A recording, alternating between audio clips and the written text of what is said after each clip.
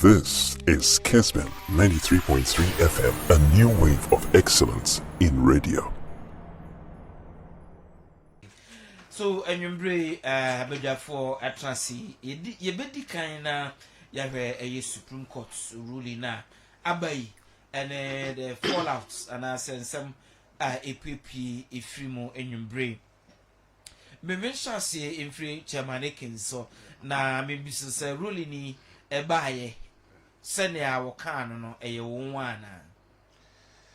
Yo, Ohene medin kan achia NPP etifo ene Ghana fo nyina na matia wa ankasa so ne na me homo achi na matia me bosom twefo na mada o mase ewo akwanya o mede bo a yese ye mra mesom na mpo just impen a year etwe ye wie se ne o musifa e comporte o mo ho ye eto aba na obia wo so beka ho no emse ne no onim ye the process na duru ba bia emse ye duri di nkan da omunyina omase na machia ye Kumasi mayor Ira Sampan and then the regional chairman of the Ashanti party to me the regional minister na fi machia me MP so Dr. Ya Oseduchum.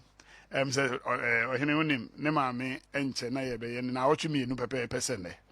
Na brewa efra ne ntoma woni tintim nti ye nyina ye ni be kire gyache. Na yakọ akọboa no. Na with the Supreme Court say ye hwese ne ye parliament ekokoduru ye na. Na akoye se apaya nsa. Na eno say oh parliament ebia majority no ebro sene ye ka asem bia yetumi enya omo say edekode a eduru ma bia nema say no awoye books no mache ene ye parliamentary proceedings ne sene ye yete ase parliament no but ekoduru ba bia na nema bi wo ma e o say timemufo a ye nte ase no yetumi tena ase ne yehu say aso first and second deputy no ihia se abatu obi ba wotu bia na ni nyina akoba esan se parliament a mo frɛ no hang parliament no ekoba e 137 no ɛna ekoba se behia se de oso ye Ghana ni eye one justice me referee ni no ono a sɔre ye se da bi se de aye no o se yetumi kɔ na wohwɛ krom ha no nso a ana ɔman mu no O kan Justice Abdullahi wohwɛ ɔman yɛ timu a yɛwɔ ekuo baatan a bibia ba na wɔ sɛ yɛ hwɛ sɛ yɛbɛkyerɛ mu a saa ɛhɔ na yɛ nyinaa no yɛde kɔ na yɛde nkyerɛkyerɛ mu etumi de ba deɛ wɔbɛfiri wɔn anum wɔn bɛka no yɛka asɛm no deɛ obiara ni ho kwan but yɛwie na wɔn de wɔn verdict ba deɛ a obiara bɛtumi akyerɛ n'adwene sɛdeɛ ɛfa ho na ɛm sɛ no ne baabi a yɛakɔ akɔduru a ɛm sɛ wɔn asi gyinaeɛ sɛ Justice Abdullahi and some of the bedan Supreme Court no. But so for ni nyina eko anoben krum say there be say a crew or a constituency be a ne mensini bi etume de o mo anu disem e de soma obi say on famra se bedwane mu a e wo se ye ma ono nso nya sei anaase onya anu wo ho se de be ya ne manfo o mo soma anu no na em sa asem ni e baaye no ye de akọ animu e de abechire e de akọ but say no there has been a finality to the issue na say ye nyina na ye twen animu se ebeba no na no na Ghana for etase no BCC na ene de e kan nyina ne say sansa ba say ye de bae no me huna de bia na Supreme Court betumi aka dan baby a omde atoi gina ya omosi ni sei because what the fa bibia ho ade bia ye mamra no the mother constitution no ene ekuo bi dia ebebo abra no we visit the mother constitution no na de no mom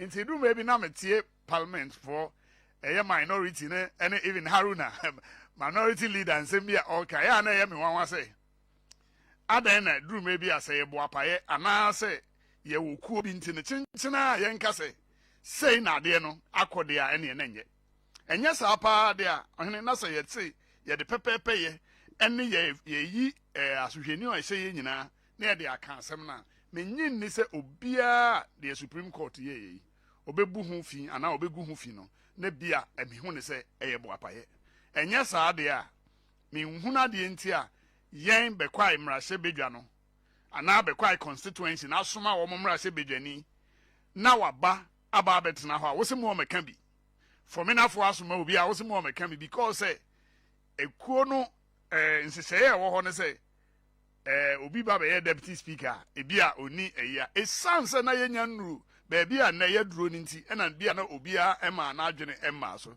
but Supreme Court uhwe we na I think it's a unanimous decision nipa ba so ni nyina adwene ko bankuru nti obi betumi akase sabe nti ye mpanimfo ajaji mpanimfo a ye de ho makwa agotena hoyi enti wo mu ni bibia ye so mbesore a no mbeka I think they put so many things into consideration looking at the case before them no and omode this ruling aba Ghana nyina na edi nkunim because ye wechira ye nya lawyer for no na ye nhunu de ebi anka ye betumi aye na ye kan yi bi say ohwa even omo ayi na ankasa kra na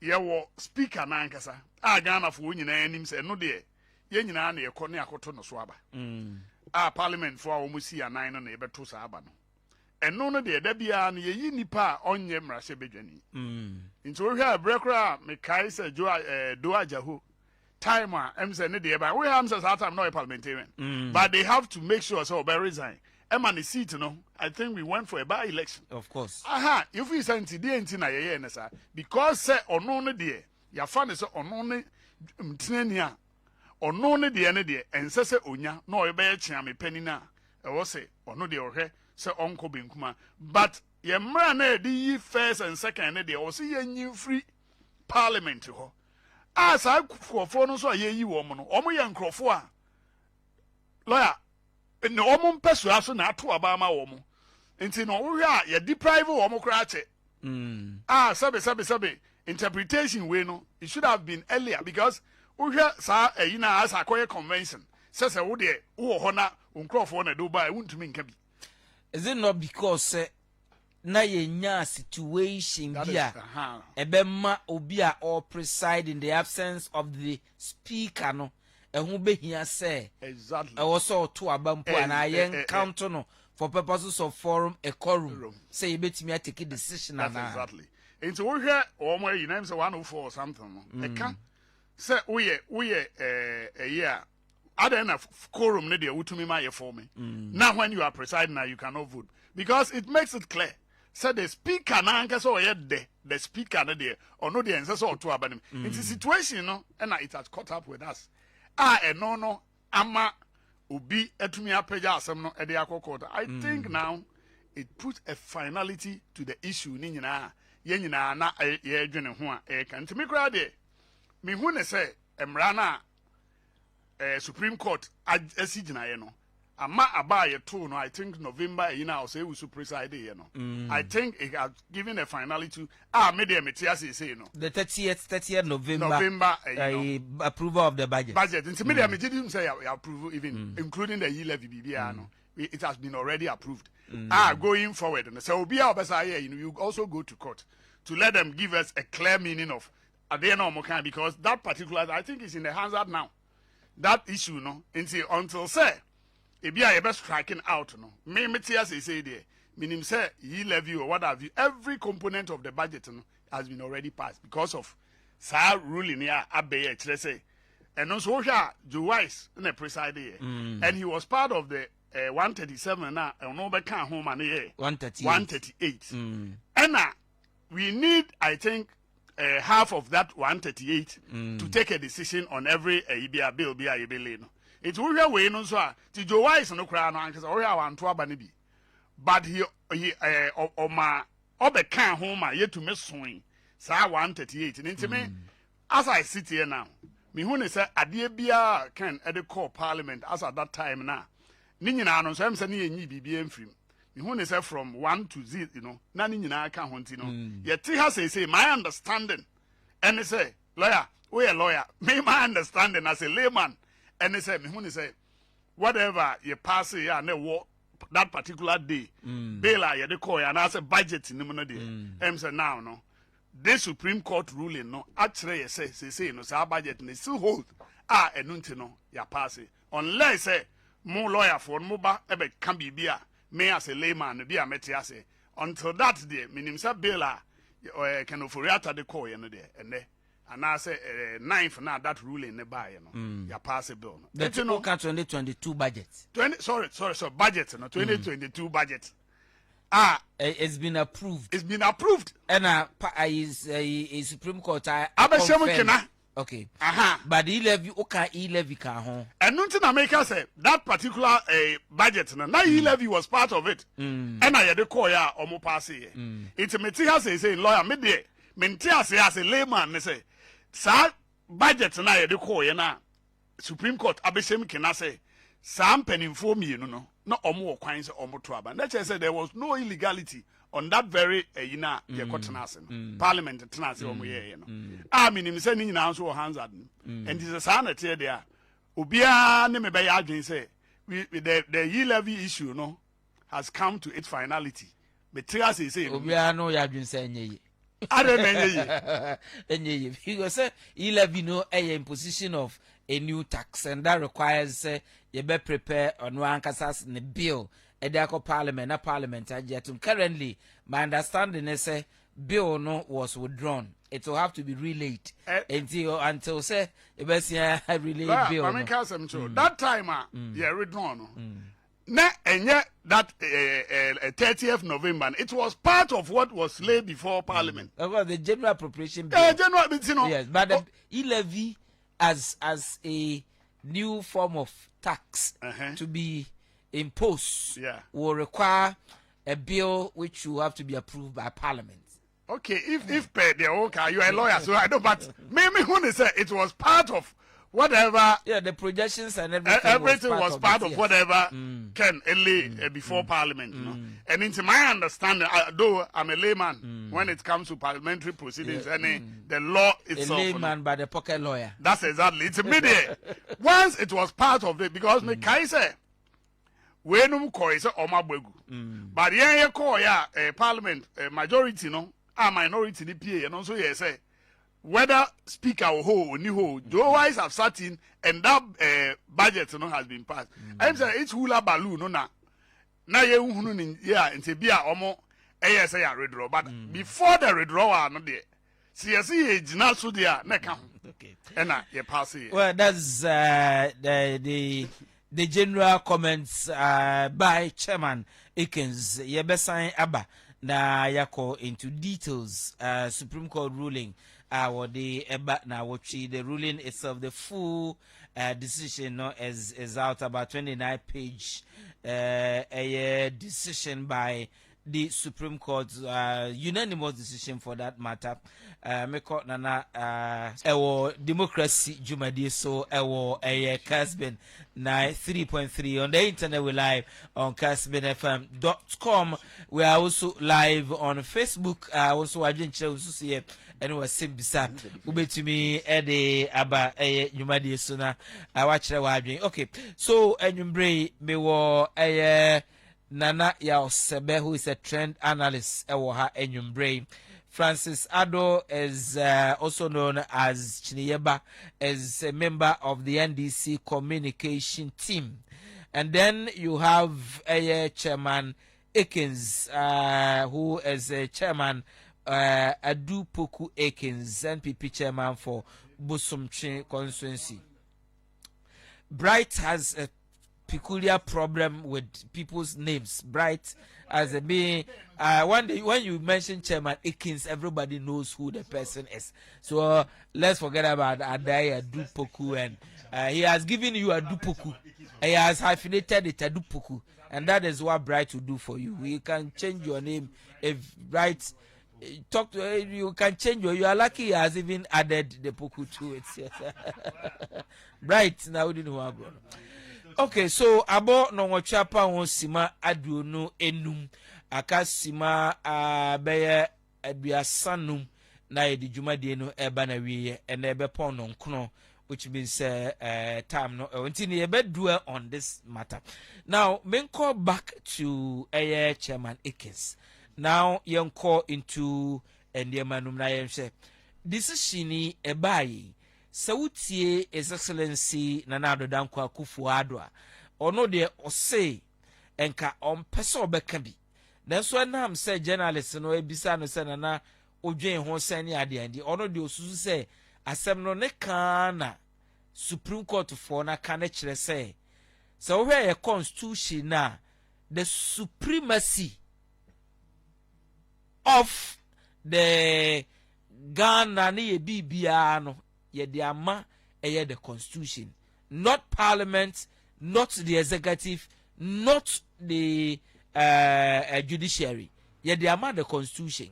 And until no bibia or appear to be inconsistent with the constitution, you know, Supreme Court or one kind so be declare say a null and void or share or view. Now what here former President John Dramani Mahama ono de osusu say Supreme Court for us na wakano de ade antwa yie kra na ade a recipe for problem and all of that wakano de minority caucus in parliament almost so a press conference the one asem ebetu bia individuals actually one adwen speaker of parliament na nkasa nso so ono so atoto ne de e de aguo Ghana for be worried because of statements and paying for no be say has the tendency to undermine either the judiciary or our constitutional dispensation.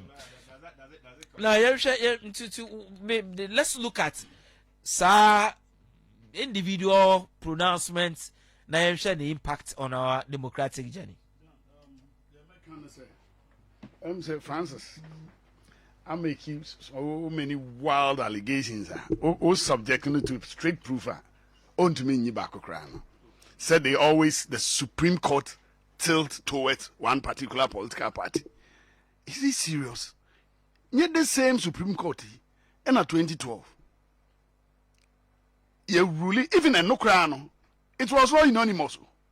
Is it not the same in your favor? And everybody saw what your own party and home crown about a kind of crew. You see, everybody.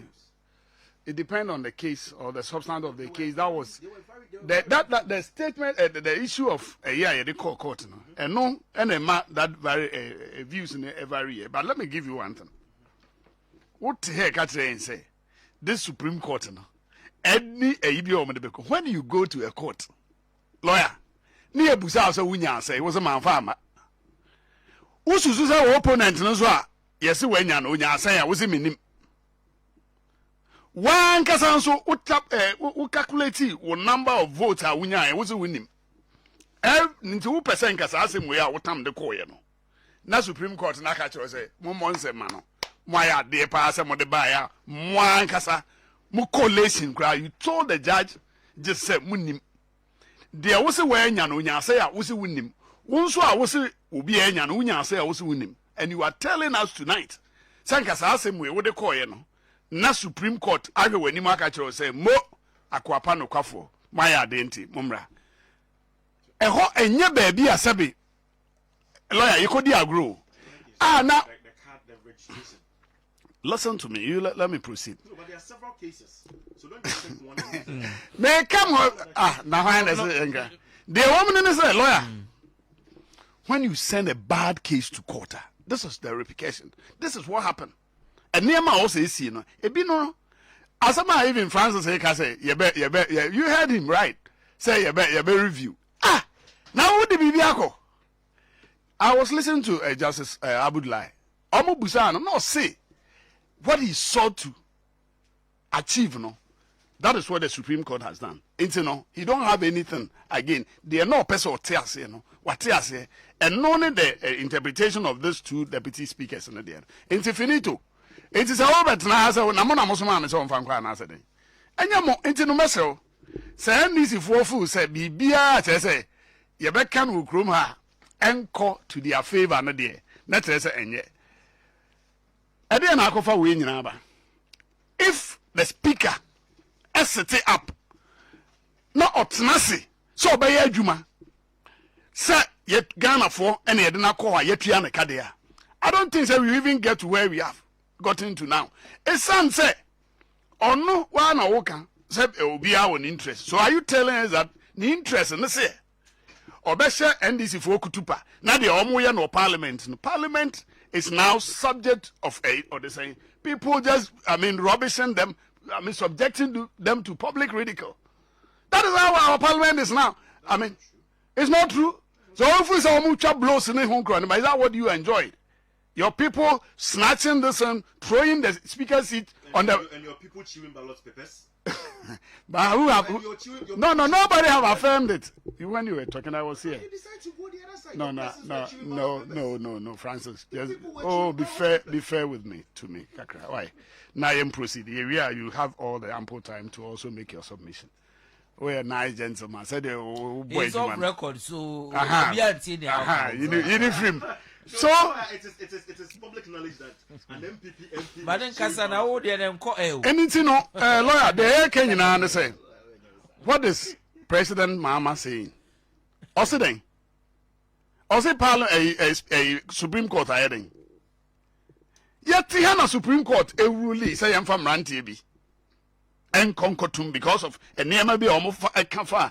The certain Chief Justice I know. Eddie say, now supper now, we share that culture on Crawford. Would you call you almost free? The same Supreme Court. And I would jar almost pardon almost. It's with him. Sometimes, you can't say me no about become. Let me tell you on authority. Yam fa Ghana, and man, this is almost take and foul. Yam fa my almost say, or mine or Montica Namunfa. And it be beer, Babano, and I be way Baba, and I yard, and never. There is nothing like disaster, and as I said, nobody will sit down no better wishes or my mua team say or mine and say and share. Ghana 4 will not allow that. And it's Masseno or a statesman, baby, I would drone or so tunnable, nabi beer, but this same Supreme Court, what benefited from them? It is a could room rebbe and an answer or refia or mobano or mobecan same year, who catch her almost say, as some or more cannon. This is your petition, and then who can about the coin. A waste of the this is state's money because me una the entire no also way. Sorry, 2020 elections here the coin. What the course of competitive? Sorry, leave our course of coin. But who create you no one in a swa also the coin. She said, "No, Francis, the tia, Equacase, BBR unanimously there." Then of course Ghana for you now, baby.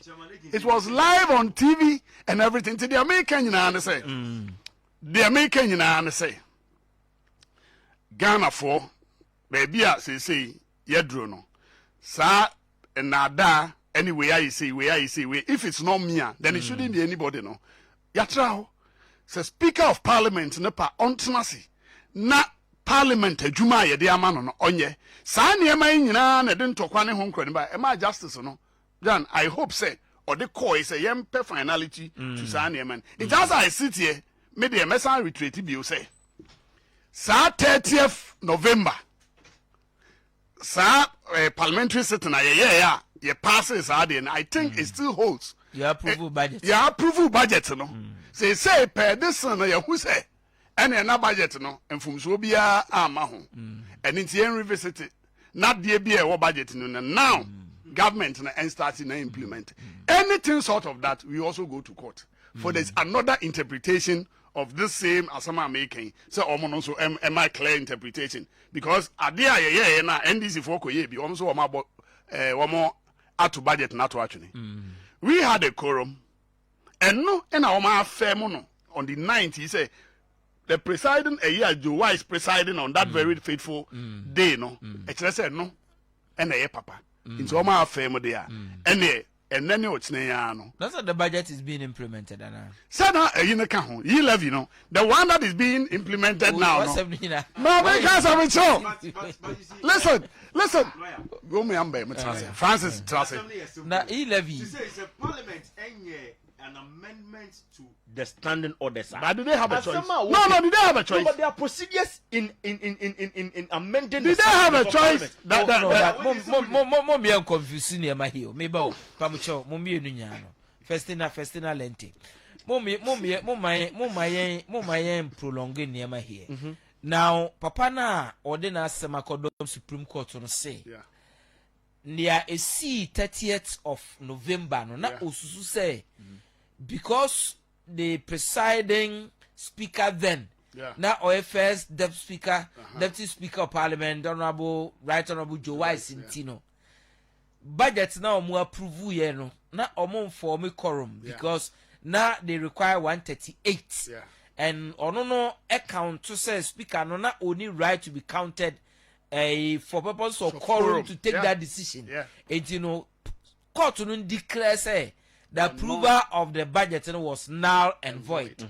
And the Supreme Court to say, Omono interpreti Article 141 of the Constitution vis-a-vis Article 102 of the Constitution. No, Omo a conclusion they say the first deputy speaker, the second deputy speaker, or any other member presiding no is entitled to be counted for purposes of quorum for a decision making and has the right to vote.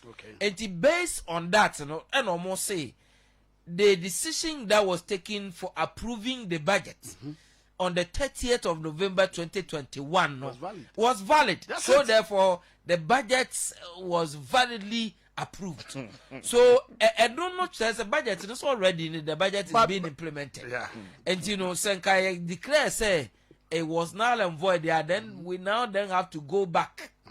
But because the Supreme Court have validated that decision, yet was so. And so what's the problem? But the school of thought, and then they say the finance minister withdrew that aspect, of the year levy, It's no crown, say no. Court I said it says I didn't so and it's Yamra, and yet no. Chairman, the verdict. Chairman Yabutre, he levy no the Wakuma Sopa, but see, he levy no dear, no dear. Who say he levy no a shabbaget, not as in a bill, because a shame government projections and all that. That's it. But to tax the people based on e-levy, you needed to present a whole bill, e-levy bill, for approval by parliament, because you are imposing a new tax. And the law requires you to take it to parliament for approval. And no they call or more end to me approve. And for some reason say also all your consultation, you know, and I will withdraw so that after consultation or the back back. And you know, say no for approval. It is say that is. So the emphasis is because it's the new tax. They require parliamentary approval. And they don't necessarily or withdraw your consultation. And the hope is that when it's done with the consultation, that's it. So lawyer, that grounds your fertile. It's a lawyer. They're making question. So in such no, the courts in the chest, parliament no. Enkona omunko amende omun standing orders. So we're declaring null and void. So it's when it is declared null and void, the ruling by the Supreme Court is that the Parliament should go back. Since the Parliament, no, Supreme Court and direction was they may. The word emphasis was may because they say no Supreme Court not strike it down. Sir 109 standing order. So once it's struck down, it is no longer in operation. It is a one case one amended and so two any there. That is your problem. But that's what the Supreme Court is saying. So amended may. So on to mean directors say go and amend. You know they when was striking it down. Say they are now crowing here be. But they were striking it down. Say inconsistent with the Constitution. So it is not a void. It is up to you to now go back and do the needful. Who decided say, oh, that is up to you. They will proceed there. No more the regulatory procedure. But now they will have the right to be counted for purposes of quorum, and they will have the right to vote. So the Parliament is saying that the American achieve this. Francis, may no argument now. So far as there's a may, the interpretation of the may would equally have to be sought, because law of interpretation, which is whether it is may or shall. It is because Supreme Court to me in Parliament. Power regulate your procedure. Sure. About unconstitutional. So you go and if it's an unconstitutional, that is up to you. So until that is done, could I see that the first deputy speaker or second deputy speaker can't exercise? Why not? Because No, no, your no. striker, they're not down. That it has already been striker. Striker. You know. You based on what? Into the train. No. So mo de baba. Sinieba. So mo de 11 is best for approval. That's why my emphasis was on the approval. Because when you were, you know, but it is 11 that is bringing all these things in. that was your submission. I will say the mention is say 11 and you will need the approval. So when we get to the river, we cross it. Oh, but take your No, trouble but now, away. Because you see, but Take now you need 138 no, I'm saying that to take that decision on 11. So if you have your 138, you but can, do you they can have the approve. 138? If you have if they don't 130, have- if you have if they don't have- 137 plus one No, independent. but okay. Let If me you have reserve my comments 137 there. plus You one have said independent. Unless Babin will travel. the majority side and the Babin majority side will definitely travel. they should put their egos aside and cooperate with the minority. But And who- yes, sir, the numbers are pass. But we've been always cooperating. I mean, Ghanaians have consistently told you, say, they don't want it. Okay. What? So Now don't force let's it down now their then let throat. us go. Let us Law, go. my man ended by saying, say, you know, our previous a year ever, you look at the other groupings, Omon Cap judgment, Biaba, you could see the way our moye. But on this very judgment, you could see the kind of people are Oma Jampo, Omonenama, Omokasa. It's only the NDC. Oh, really? Oh, yes, tell me. But what meaning Ghanaians are equally. What meaning Ghanaians and why not Nakasa? NDC Kwana, this ruling, no. As a minimum there. But Professor Kokwaza has spoken. Oh, please. Professor Kokwaza has spoken. What am I He's saying? not a Ghanaian. Or a Ghanaian material. Exactly. So don't say this for You see, like other, you know, you see all the other people jumping. These people, from saying civil society organization. civil society But they are organization. yet to release. They are yet to. Professor It's Kokwaza, only, I outlined it's only the points about. NDC and Take your time. their former leader who has come out rubbishing the Supreme Court and others. But with him, then I am a person. Yeah, careful, and is fan of the NDC. Any ABA, you high respected judges, you never out on any ruling beyond. These people will pounce on them, start to, intimidate them, criticize them, do all sort of That's not being fair things to them. to criticism. And it's about that's not one being particular fair to group. criticism. When it suits them, hallelujah. If it doesn't, then This is not being fair to on this. criticisms. Only my summers is okay. Or say, a son said they had unanimous decision, you know. Almost serve one political party be interest.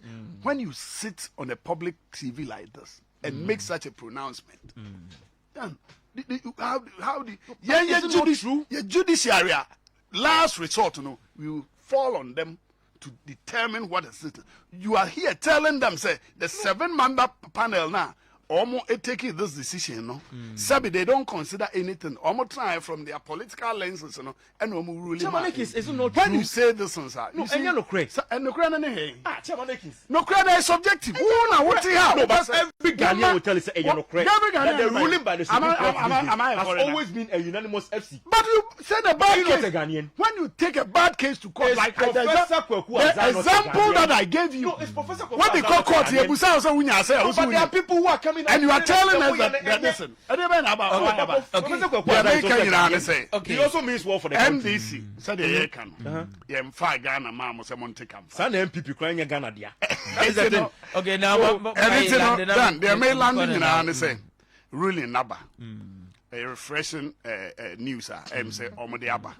Whether will be so poor, also on the call. So it's a refreshing news. Oh, that's it. Because big, it's a refreshing news for all Ghanaians, This is the and it applying the has mission relieved Ghanaians from more bondage and more person, more cripple the entire parliament how- and other things. It's me there. Really? Me feel say Obia all cancer as negatively. Nebia unim what. Mean these judges could have done anything apart from this ruling now because that first and second deputies, you know, they are also representing their constituents. Our parliament, our Mbeka woman who must So then the law no have to. Well, then they No, should if get that is the deputy speakership. case, then the law I has to should be. get down and get people who will Oh, be so there. I'm changing then first and second you know from outside. But it is that not every one. day that they even sit there. Not every day that they sit there. So the It is not every day that they sit there. Supreme Court has spoken. Finito. Ghana for the other Oh, almost. Chairman Aikins. Okay, now finito.